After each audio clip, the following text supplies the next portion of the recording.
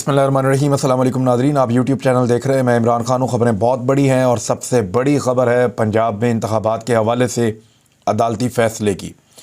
मैं ये ख़बर आपको देता हूँ, लेकिन उससे पहले हमारे एक बहुत ही मोहतरम शख्सियत, एक उस्ताद, एक मुसन्निफ़ और एक स्कॉलर, एक शायर और एक बहुत बड़ी शख्सियत जिनसे मुझे मुलाकात का शरफ़ भी हासिल होता रहा, अमजद इस्लाम अमजद साहब अब इस दुनिया में नहीं रहे। अल्लाह ताला उनके दर्जात बुलंद फरमाए। आप सब भी उनके दर्जात की बुलंदी के लिए और उनकी आगे की मनाजिल की आसानी के लिए अल्लाह रब्बुल इज़्ज़त से दुआ कीजिए। और एक बहुत बड़ी शख्सियत थे, पाकिस्तान के लिए एक एसेट थे। बड़े शानदार पैगामात वो छोड़ कर गए नौजवानों के लिए। बतौर उस्ताद उनकी बड़ी शानदार खिदमात हैं, तो उनकी खिदमात को हमेशा याद रखा जाएगा और वो हमारे दिलों में रहेंगे। अब आ जाएँ इस बात पे कि अदालत ने फ़ैसला क्या दिया। देखिए, अदालत के अंदर पाकिस्तान तहरीक-ए-इंसाफ़ दरख्वास्त लेकर गई थी। असद उमर साहब गए थे और वहाँ पे पाकिस्तान तहरीक-ए-इंसाफ़ के वकला इस केस को लड़ रहे थे। अज़हर सिद्दीक़ साहब मौजूद थे और आज फ़ैसला महफूज किया गया था। इसमें इलेक्शन कमीशन की राय भी ली गई, वफाक का नुमाइंदा भी पेश हुआ, इसमें गवर्नर की नुमाइंदगी भी हुई। सब ने अपना अपना मौक़िफ़ दिया और सब एक दूसरे पर डाल रहे थे। अब पुलिस को भी बुलाकर पूछा गया, उन्होंने कहा कि हम इलेक्शन करवाने के लिए तैयार हैं। अब मुख्तलिफ बहाने बनाए जा रहे हैं कि सिक्योरिटी नहीं दी जा सकती। जी, हम फीफा वर्ल्ड कप को सिक्योरिटी देने के लिए कतर जा सकते हैं। फीफा वर्ल्ड कप को पूरी दुनिया वहाँ पे आ रही है, उनको सिक्योरिटी देने के लिए हम कतर जा सकते हैं। पाकिस्तान में इलेक्शन को सिक्योरिटी नहीं दे सकते। पाकिस्तान में PSL का इवेंट करवा सकते हैं, गैर मुल्की प्लेयर्स आ रहे हैं, लेकिन सिक्योरिटी नहीं दे सकते पाकिस्तान में इलेक्शन में। ये बड़ी अजीब बात है। ये एक्चुअली नीयत ना होने की बात है। बहुत बदतरीन हालात में पाकिस्तान में इंतखाबात होते रहे हैं। अभी तो हालात बहुत बेहतर हैं, तो इंतखाबात पाकिस्तान में होने चाहिए। कोई खाना जंगी इस मुल्क के अंदर नहीं हो रही, कोई इस तरह की सूरत हाल नहीं है। जितने भी MNAs हैं उनको उनके हलकों के अंदर बड़ी ज़बरदस्त किस्म की 90 अरब रुपए तक की स्कीमें फराम की गई हैं। तो थोड़ा सा पैसा इलेक्शन के लिए भी दे दें, इससे आधा पैसा, आधे से भी कम, बल्कि बहुत थोड़ा सा पैसा इलेक्शन के लिए लगेगा। अब हाई कोर्ट ने जो हुक्म दिया है उससे 14 तबक रोशन हो गए PDM के और उनके सहूलतकारों के। लाहौर हाई कोर्ट ने इलेक्शन कमीशन को पंजाब में 90 दिन के अंदर इंतखाबात की तारीख देने का हुक्म जारी कर दिया है। यानी 90 दिन के अंदर इंतखाबात होंगे, जो आईने पाकिस्तान कहता है। आप 60 दिनों के बाद करवा सकते हैं, 70वें दिन करवा सकते हैं, 75वें दिन करवा सकते हैं, 85वें दिन करवा सकते हैं, लेकिन 90 से पहले पहले आपको करना है। 91वें दिन के ऊपर ये इलेक्शन नहीं जाएगा। जिस दिन असेंबली डिसॉल्व होती है वहाँ से टाइम शुरू हो जाता है। यानी निगरान हुकूमत जो है वो मौजूद तो रहेगी, लेकिन वो 4 महीने तक मौजूद रह सकती है, क्योंकि इलेक्शन के बाद भी उनका थोड़ा सा काम होता है। सेशन बुलवाना होता है, फिर वो कायदे ऐवान का इंतखाब होता है, फिर उनको हलफ लेना होता है। तो इस तरह से फिर वो अपनी बाद में कैबिनेट बनाते हैं। तो ये इस तरीके से होता है। बहरहाल, लाहौर हाई कोर्ट ने इलेक्शन कमीशन को पंजाब में 90 दिन के अंदर इंतखाबात की तारीख देने का हुक्म जारी कर दिया। लाहौर हाई कोर्ट ने पंजाब में इलेक्शन की तारीख के हवाले से दायर दरखास्तों को भी मंजूर कर दिया। जस्टिस जवाद हसन तारीख रकम कर दी है जज साहब ने, क्योंकि देखिए, आप सब जानते हैं कि पाकिस्तान का निज़ाम कितना ताकतवर है और वो जो एस्टेब्लिशमेंट है वो पूरी कोशिश कर रही है कि इंतखाबात ना हो। लेकिन मैंने पहले भी कहा, मैं आज भी कहूँगा कि अदलिया हमारी आखिरी उम्मीद होती है अल्लाह रब्बुल इज़्ज़त के बाद। यानी पाकिस्तानियों को आईने पाकिस्तान पर अमल दरामद के लिए अदलिया की तरफ ही देखना पड़ता है। तो जिसको भी इंसाफ चाहिए उसके लिए अदलिया आखिरी उम्मीद होती है। तो यहाँ पे अदलिया की जानिब से ये फ़ैसला आया है और जस्टिस जवाद हसन की बहुत लोग तारीफ़ कर रहे हैं, बहुत शुक्रिया अदा कर रहे हैं उनका इंसाफ फराम करने पर। और जनरल सेक्रेटरी असद उमर समेत दीगर की दरखास्तों पर समाअत की और महफूज फ़ैसला जो था वो सुना दिया है। इलेक्शन कमीशन के वकील ने इलेक्शन बरवक्त करवाने से माजूरी जाहिर कर दी। इलेक्शन कमीशन के वकील का मौक़िफ़ था दौरान समाअत कि तारीख देना इलेक्शन कमीशन का काम नहीं है, लेकिन अब तो अदालत ने हुक्म दे दिया तो इलेक्शन कमीशन अब तारीख देगा 90 दिन के अंदर इंतखाब करवाने के लिए। वकील का मौक़िफ़ था कि तारीख देना इलेक्शन कमीशन का काम नहीं है। अदलिया, चीफ सेक्रेटरी, फाइनेंस, सब ने अफसरान और फंड देने से माजरत कर ली है। वो कह रहे हैं अदलिया भी हमें अफसरान नहीं दे रही, हमें सिक्योरिटी के लिए भी अफसरान नहीं मिल रहे, हमें जो है वो चीफ सेक्रेटरी ने भी अमला ना देने का कहा है। टीचर्स वगैरह आते हैं, बाकी लोग आते हैं, वो पोलिंग का स्टाफ जो है वो यहीं से आता है। तो ये सारा वो कह रहे हैं कि जी जब हमें बंदे ही नहीं मिल रहे, हमें फंड्स भी नहीं दे रही हुकूमत, तो फिर हम इलेक्शन कैसे करवाएं। ये सारा कुछ ऑटो पे लगकर हो जाएगा जब पाकिस्तान में इलेक्शन करवाने होंगे। इलेक्शन कमीशन ऐसे हालात में कैसे इलेक्शन करवा सकता है? हमें इलेक्शन करवाने के लिए 14 अरब रुपए की ज़रूरत है। वो जो 90 अरब दिए ना रिश्वत के तौर पे अरकान असेंबली को कि जाओ जाके अपने हलकों में इसको खर्च करो ताकि इलेक्शन जीतने में आसानी हो, उस 90 अरब में से 14 अरब रुपये निकाल के इनको दे दें। जब 14 अरब रुपये इनको मिलेगा इलेक्शन कमीशन को, तो फिर वो आराम से इलेक्शन करवा देंगे। और फिर उन्होंने अपना एक मौक़िफ़ रखा हुआ था, लेकिन बाद में जो है वो इलेक्शन कमीशन को हुक्म जारी किया गया अदलिया की जानिब से। अब पाकिस्तान तहरीक इंसाफ फिर जश्न मना रही है, खुशियाँ मना रही है, और उन्हें लगता है कि अब इंतखाब आने वाला। अब इंतखाब होगा कब? ज़्यादातर जो इंतखाब है वो छुट्टी वाले दिन करवाए जाते हैं, और कोशिश ये होगी कि एतवार वाले दिन इंतखाबात हों। अगर PDM की जमातें, इलेक्शन कमीशन और सहूलतकार ये थोड़ा सा अक्लमंदी से काम लेते, होश से काम लेते और पाकिस्तान तहरीक इंसाफ को एंगेज करते, तो वो दोनों सूबों के इंतखाबात को ईद के बाद ले जा सकते थे। क्योंकि अदालती फैसला नहीं आया हुआ था ना, मामला अगर अदालत के अंदर नहीं था तो फिर ईद के बाद ये इंतखाबात जा सकते थे, यानी ईद उल फितर के बाद।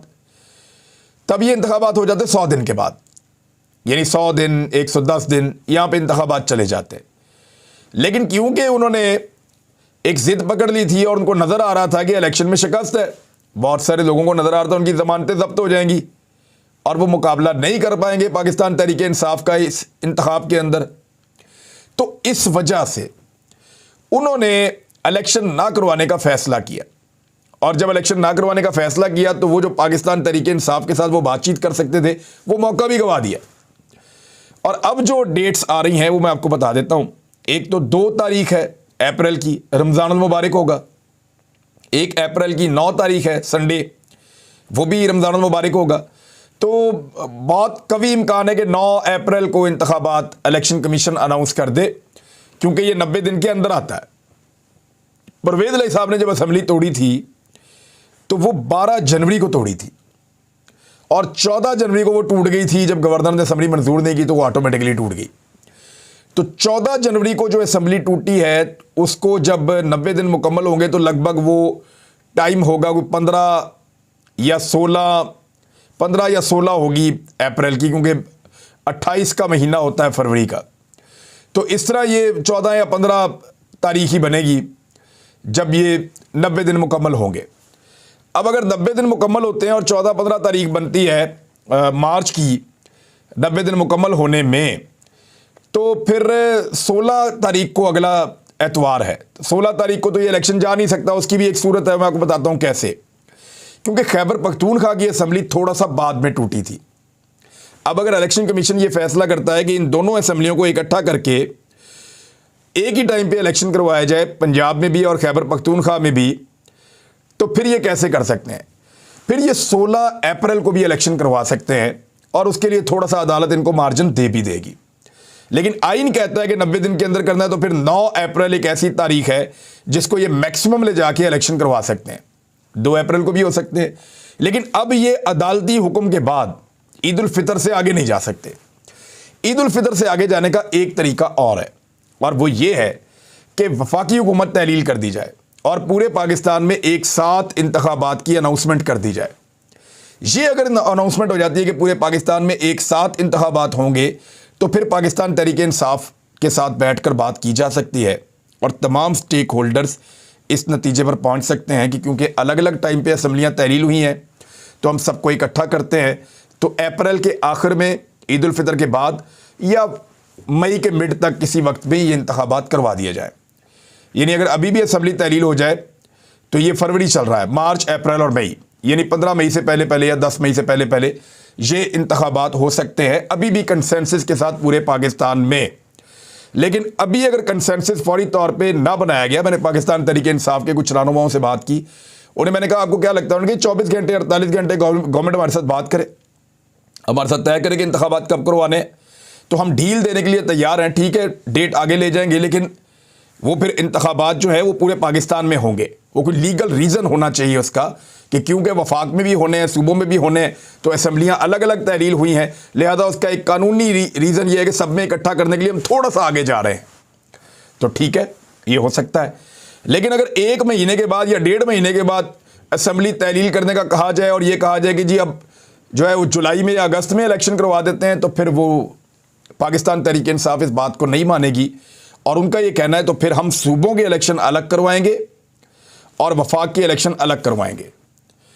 अब ऑप्शंस कौन से रह गए हैं पीडीएम के पास, ये बड़ी अहम बात है।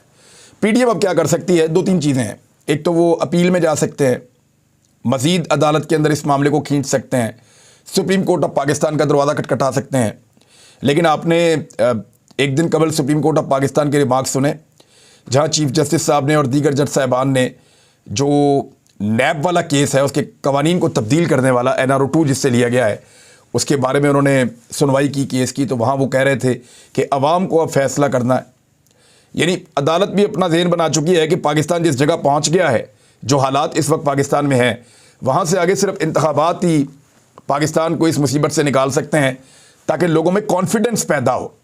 लोगों में जितना एतमाद पैदा होगा उतनी अच्छी आपकी मईशत जो है वो ग्रो करना शुरू करेगी। लोगों के अंदर एतमाद नहीं है, लोग पैसा निकालने को तैयार नहीं है, और जब लोग पैसा नहीं निकालते तो फिर आपकी मईशत का पहिया रुक जाता है और उसकी वजह से आपको टैक्स भी कम इकट्ठा होता है, बाकी चीज़ें भी आपकी डाउन जाती हैं और इस वजह से पाकिस्तान लगातार डैमेज हो रहा है। तो वो अदालत को भी ये लगता है कि पाकिस्तान का हल जो है वो इंतखाबात के अंदर है। अगर सुप्रीम कोर्ट जाएंगे तो वहाँ से भी आईने पाकिस्तान के मुताबिक इंतखाबात करवाने का ही कहा जाएगा, क्योंकि चीफ जस्टिस साहब ने अपने रिमार्क्स में बाकायदा याद भी दिलवाया था कि इलेक्शन कमीशन ने कहा था कि नवंबर तक वो इंतखाबात के लिए तैयार हो जाएंगे और इंतखाबात करवा देंगे। तो पब्लिक ही अब फैसला कर सकती है बहरहाल। तो ये जी अब एक ऑप्शन तो ये है। दूसरा ऑप्शन ये है कि अमेरिका से कोई मुदाखलत हो दोबारा, और तगड़ी मुदाखलत हो, और उस मुदाखलत के बाद पाकिस्तान की एस्टेब्लिशमेंट अभी तक तो बहुत ढिठाई के साथ वो सब कुछ करती है, ये जो उनका दिल करता है, इसको उठाओ, उसको नंगा करो, उसको मारो, उसको करंट लगाओ, उसको बाहर जाने दो, उसको इधर निकालो, उसको बाहर से आने से रोको, इसको बाहर जाने से रोको, इसको ऐसे करो, इसको वैसे करो, यानी अजीबोगरीब चीज़ें करवाई हैं। और ये प्रोपेगेंडा करो, ये वाली ऑडियो निकालो, ये वाली वीडियो, ये सारा ऐसे ही चल रहा है। यानी एक घिनौना और गंदी किस्म की पॉलिटिक्स हो रही है पाकिस्तान में और एस्टेब्लिशमेंट इसमें इन्वॉल्व है। अब अगर पाकिस्तान की एस्टेब्लिशमेंट अमरीकी आशीर्वाद के बाद और उनकी मुदाखलत के बाद पाकिस्तान में एक एमरजेंसी जैसी सूरत हाल नाफिज कर दे और ये कहे कि 2 साल तक इस मुल्क में कोई इंतखाबात नहीं हो सकते, तो ये एक तजुर्बा किया जा सकता है। लेकिन क्या वो लोगों को रोक लेंगे? पाकिस्तानी अब नहीं रुकने वाले। पाकिस्तान की एस्टेब्लिशमेंट के लिए पैगाम है कि मज़ीद पंगेबाजी से गुरेज करें, और ये मुज़र सेहत है, क्योंकि पाकिस्तान के लोग जो हैं उनकी आंखें खुल गई हैं। पाकिस्तान के लोग जो हैं वो अब बंद कमरों के फ़ैसलों को तस्लीम करने वाले नहीं हैं, और उन्हें फ़ौरन आइडिया हो जाएगा कि ये जो मंसूबा बनाया गया है इसके पीछे ग़ुलामी वाली सोच है, इसके पीछे सिर्फ इमरान खान को रोकने वाली सोच है। और इमरान खान तो अब रुकेगा नहीं, क्योंकि लोगों ने उसको अपनी ज़िद बना लिया है। अभी इमरान खान साहब बाहर नहीं निकले और मरीम नवाज़ साहिबा की फ्रस्ट्रेशन बढ़ती चली जा रही है, यहाँ तक बढ़ गई कि वो जिन पाकिस्तान तहरीक इंसाफ के नौजवानों को गाली जैसे लफ्ज़ से बुलाती थी, यानी वो जो यूथ के नौजवान हैं उनको एक गाली से ड्राइव किया हुआ लफ्ज़ है जिससे वो बुलाती थी, उनके लिए गंदे अल्फाज, गंदे अलकाबात निकाले गए। और मरीम नवाज़ और उनके लोग हमेशा कहते थे कि ये सबसे बदतरीन लोग हैं और सबसे बदतरीन नस्ल है और सबसे ज़्यादा बदतहज़ीब हैं, बदतमीज़ है, इस किस्म की बातें वो करते थे। तो आज मरीम नवाज़ ने उनको मोहब्बत का पैगाम दिया है, क्योंकि मरीम नवाज़ को नज़र आ रहा है कि उनको नौजवान छोड़ गए हैं। उन्हें नज़र आ रहा है कि उनके जलसों में अब वो बात नहीं रही।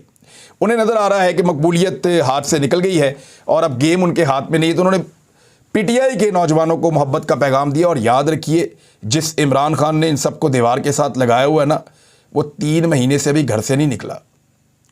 जब से उसे गोलियां लगी हैं, कुछ दिन अस्पताल में गुजारने के बाद वो अपने घर चला गया था।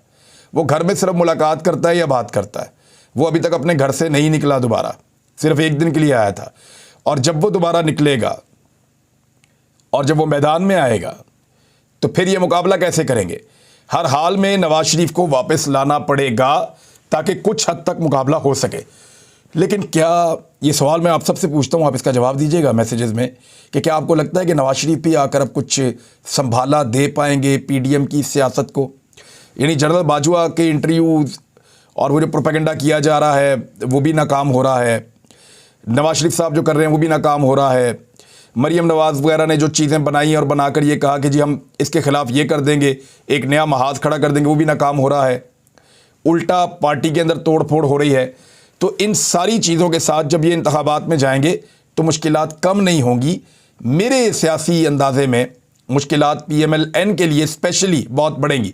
जरदारी साहब तो रिलैक्स होंगे क्योंकि सिंध के अंदर तो इलेक्शन नहीं होने जा रहा और सिंध में वो इलेक्शन अभी करवाना भी नहीं चाहते और उन्हें आइडिया है कि सिंध में इलेक्शन कैसे करना है। लेकिन पंजाब में मियाँ नवाज शरीफ साहब के लिए ये बड़ा मुश्किल टाइम है, बहुत मुश्किल टाइम है। यानी उनको इतने डी फेम वो कभी नहीं थे पंजाब में जितने वो इस वक्त हैं। और 3-3.5 साल हो गए मुल्क में वापस भी नहीं आ रहे, 4 हफ्ते का कहकर गए हुए हैं। तो जब आएंगे तो लोग कहेंगे आप तो भगौड़े हैं, आप तो मुल्क छोड़कर भाग गए थे और आपकी हुकूमत में भी आप वापस नहीं आए। यानी 1 साल हो गया उनके भाई की हुकूमत है पाकिस्तान में और अपने भाई पे भी एतबार नहीं है कि वो पाकिस्तान वापस आ जाएं। यूरोप की सैर के लिए चले गए, पाकिस्तान के सैलाब मुतासरीन को देखने के लिए नहीं आए। देखें आप इनका दिल कैसा है। शहबाज शरीफ का तुर्कों के लिए दिल धड़क रहा है, वहां वो जाना चाहते हैं। शाम के बहन भाइयों के लिए दिल नहीं धड़क रहा, वहां नहीं जाना चाहते। सामान तुर्कों को भिजवा रहे हैं जिनके पास ज़्यादा वसाइल हैं, वो भी हमारे बहन भाई हैं तुर्क वाले। लेकिन शाम वाले भी हमारे बहन भाई हैं, वहाँ 7 साल से जंग लगी हुई है, उनके लिए कुछ नहीं भिजवाया। उनके लिए सिर्फ दुआएं हमारे पास। क्या हमारी तवज्जो वही होगी जहाँ पे हमारे बच्चों का इंटरेस्ट होगा, या जहाँ हमारे बच्चे जो हैं वो जिसके बारे में ज़्यादा हमारे बच्चों को शौक होगा उस तरफ ही आपकी ज़्यादा तवज्जो होगी? मियाँ साहब, आप वज़ीर-ए-आज़म पाकिस्तान है, आपने सब ममालिक के साथ ताल्लुकात बनाने हैं। अब तुर्की जाना चाहते हैं, वहाँ तबाही आई है। एक भाई के दिल में इतना दर्द है कि वो पाकिस्तान से तुर्की जाना चाहता है कि बहुत तबाही आई है, और दूसरे भाई के दिल में इतना ही दर्द है कि वो पाकिस्तान आगे सैलाब ज़दगान को नहीं देख रहा कि वहाँ उससे भी बड़ी तबाही आई है, उससे भी ज़्यादा लोग जहाँ बहक हुए हैं, उससे भी ज़्यादा लोग बेघर हुए हैं। तो ये सिर्फ और सिर्फ सियासत और बेईमानी है और कुछ नहीं है, और कुछ नहीं। अब ये फंस गए इलेक्शन में, याद रखिएगा, ये फंस गए। और ये इतना बुरा फंस गए कि निगरान हुकूमत जिसको लगता था हम 6-6 महीने चलेंगे, वो बेचारे अब उनका तकरीबन 1 महीना तो गुजर गया, 2 बाकी रह गए, वो भी गुजर जाएंगे। टाइम तो गुजर ही जाता है, चाहे अच्छा हो चाहे बुरा हो। अब तक के लिए इतनी, अपना ख्याल रखिएगा, अपने चैनल का भी। अल्लाह हाफ़िज़।